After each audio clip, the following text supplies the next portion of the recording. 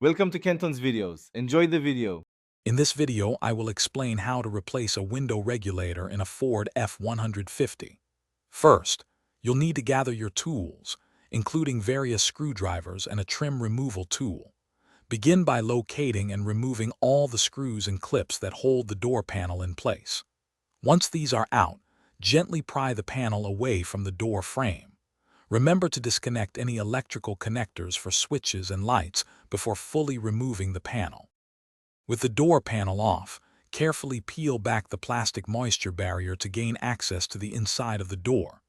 This will expose the window regulator and motor assembly. Next, you'll need to unbolt the window glass from the old regulator. Support the glass securely, perhaps with tape, to prevent it from falling. Finally, remove all the bolts holding the old window regulator assembly in place, then carefully pull it out through the access hole. Now it's time to install your new window regulator. Carefully guide the new assembly into the door cavity, ensuring it aligns with the mounting holes. Secure it firmly with all the appropriate mounting bolts. Once the regulator is in place, reattach the window glass to the new regulator's carriage. Make sure the glass is properly seated and bolted securely. Connect the electrical connector to the new motor, preparing for testing.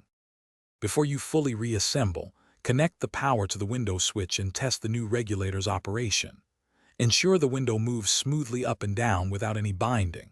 Once confirmed, reconnect all electrical components to the door panel and carefully reattach the panel to the door frame, securing all screws and clips.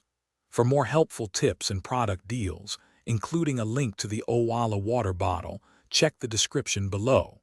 Thanks for watching. Thanks for watching. Consider subscribing if we helped you.